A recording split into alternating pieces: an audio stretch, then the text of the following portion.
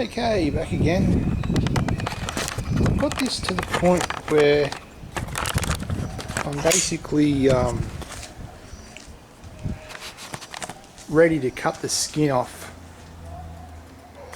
So what I've done is I've reinforced the bottom of the door pillar on either side of this valance, and it's reasonably good. It's a reasonable fit to the door, and it's as close as I'm going to get it with it all flopping around like this. So I've done it on both sides, and I can move it, I can cut it and move it if I need to later on, but I was really just focused on getting this pillar sort of in line with that door more than anything, and making sure that these holes for the door hinge bolts are symmetrical across the front, the same distance from the frame and the same height off the ground. So if you can imagine a square, they're both in a square from the frame. So now what I'm going to do is basically cut the skin off the front of it, and it's only been held on by a few places. I mean, if you look at this here, there's a couple of tabs I've just welded on just to hold it in place so I didn't damage it even more, and then this is basically all rusted through here, it's rusted through there, it's snapped there. So what I'm going to do is just bring the grinder in and cut straight through where the spot weld is, and I'll probably just cut straight here, and this side I don't even think is being held on at all. Maybe if I just cut that little bit there, and then I think there's only one tab on this side, so one, probably just do two cuts, and then cut through here, and then two tabs there, and it should just fall off onto the ground. I have got it sort of half bolted up here.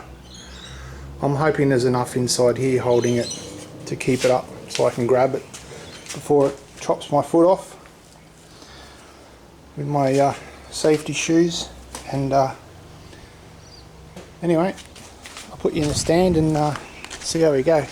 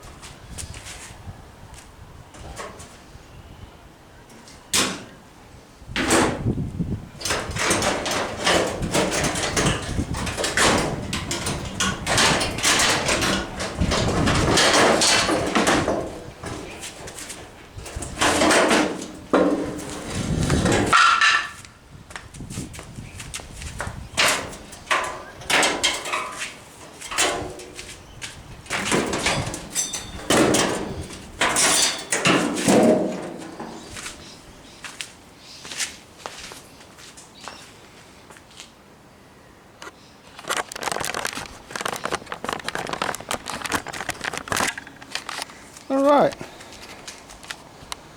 so there it blows. It's not as bad as I thought it was going to be.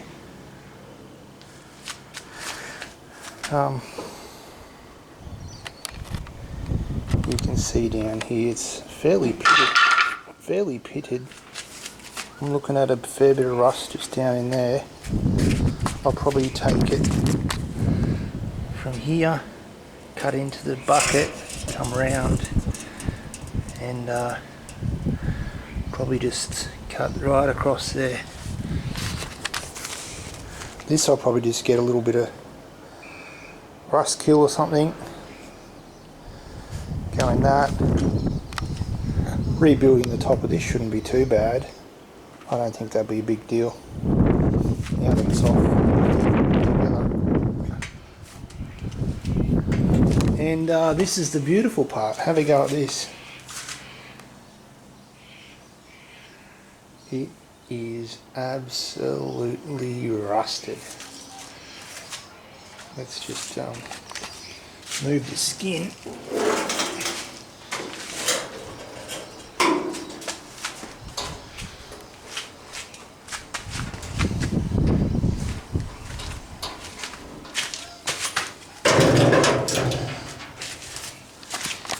I've actually been waiting to do this for a very long time, and I'm glad I've got to do it today. It's a lovely day for it, so nice and hot. Let's have a look. So yeah, this is all.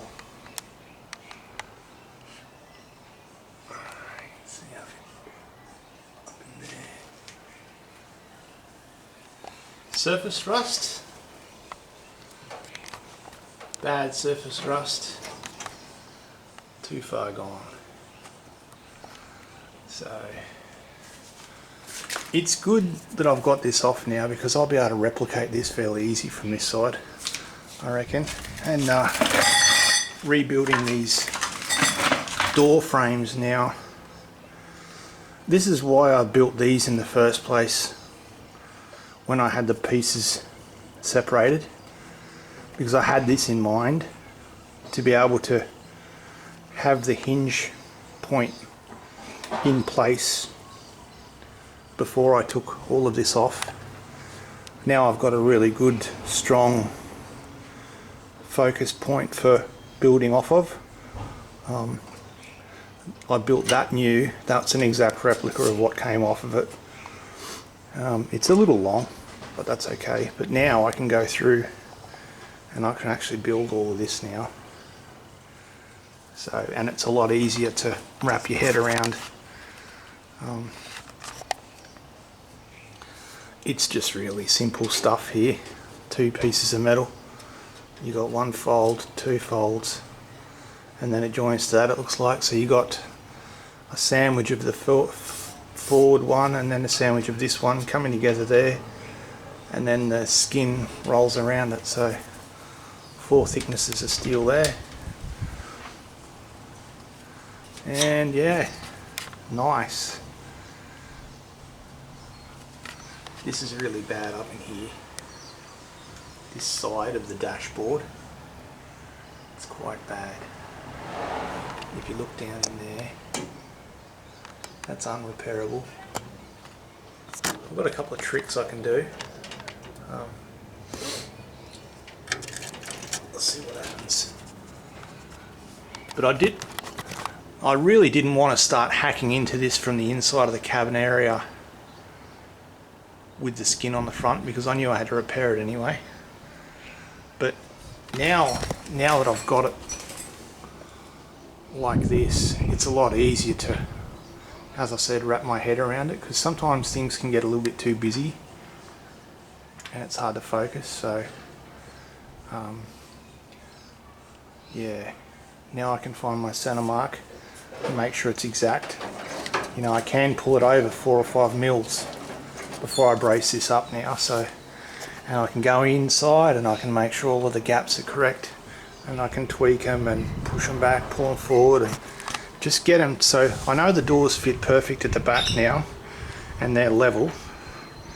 So if I get the door pillar to match that, and I might even rebuild it so far as to actually bolt the doors into the door pillars and then brace it back, and then see if the doors will open and close nicely. That's a little bit further down the track though, but I like where this is now. This is the worst side, obviously. Just the way it was sitting against that shed, that was the moist, humid area. This was sort of more open to the drier outside. I mean, sometimes you can just see that this is the worst side of the vehicle, so sometimes the shade may be worse for it than just sitting it out in the open. This side's far better quality. Something funny I've noticed with this too, if you look past that bucket there, the dog leg doesn't actually have an inner part. I'm wondering whether the earlier ones just had a skin on the outside and they didn't have a bracing on the inside of it, because there's no tack welds or there's no spot welds for an inner flange of metal on the inside of that dog leg, what's left of it. And you can just see it there. There's no actual inner part to it. It's only a skin on the outside. As I mean, I didn't have a complete dog leg for this, so I'm only going off of what I can see in front of me. But I'm happy. I may even be able to save some of this one. Looking at it closer now, it looks like I can see paint through there. So this might be just a simple matter of slicing this one off of it and then finishing this section down here. Oh no, there's a bit of rust up there.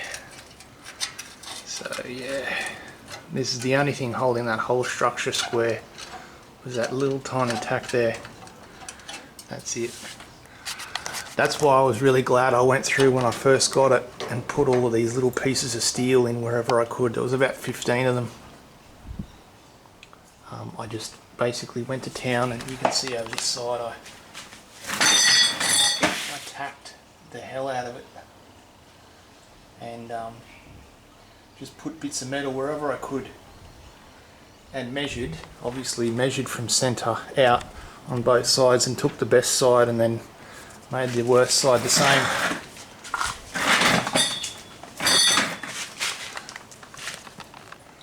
So there's the blue there. I think that's just probably overspray. That wouldn't be the real colour.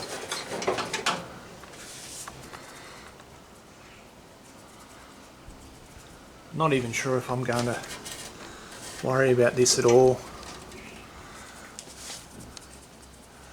I may take it off and then rust treat it and put it back up there. I don't have any plans of using the heating for this. I live in a tropical climate, so you can actually see the salt building up on this from the ocean. This was in a few floods. I've done the maths. We've had some quite big floods in my area over the last 30 or so years, and it's right beside the ocean, so this would have been fully submerged in salt water at least. I would say at least 3 times. Totally submerged. I mean underneath water, so that was right beside the ocean. So that's salt. That's salt there. You can just see the white stuff. That's definitely salt. Yeah, over here too, you can see it. Down in here. That's just killed it. So that's why I'm here, to fix it up. I thought about just getting like a spot sandblaster and getting in here and doing this But I think the best thing for me to do would be to actually pull this dash out and then work on these and then repair that out of the vehicle, and that way I can put it on a level surface. There's a fair bit of work to fix that up. Building these flutes is going to be a nice challenge, and to make it all match I'll have to build some sort of jig, I suppose. Punch them out.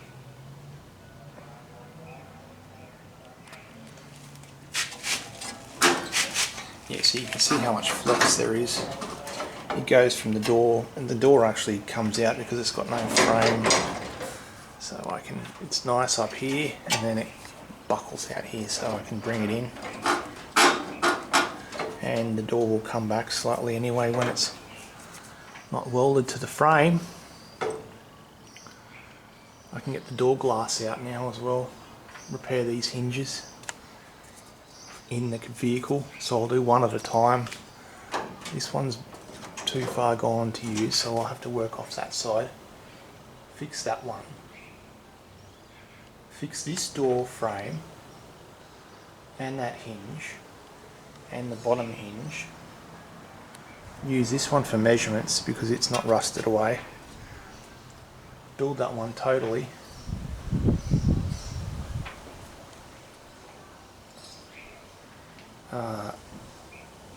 weld it in, and then see if I can open and close the door. If I can do that, and then I'll just replicate it on this side. And there's the front skin.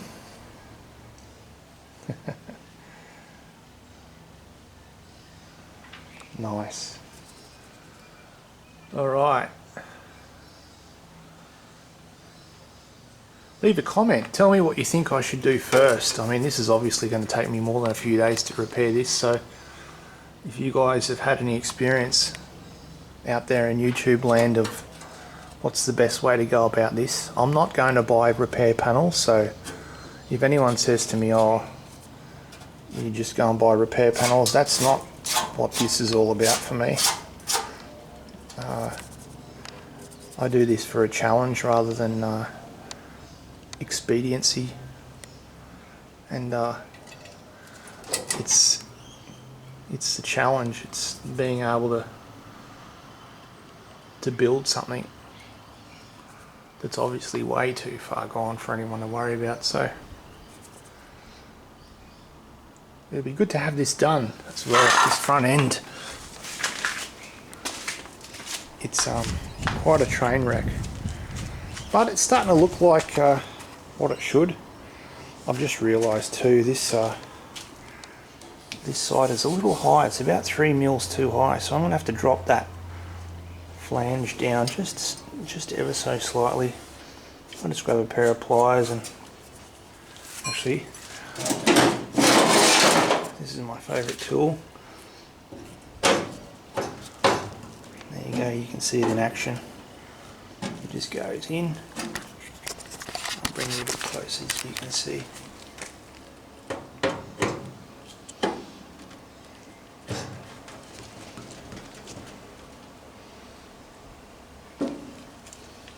Yeah, so I'll just do that all the way along. There's a couple of spots there where it's high,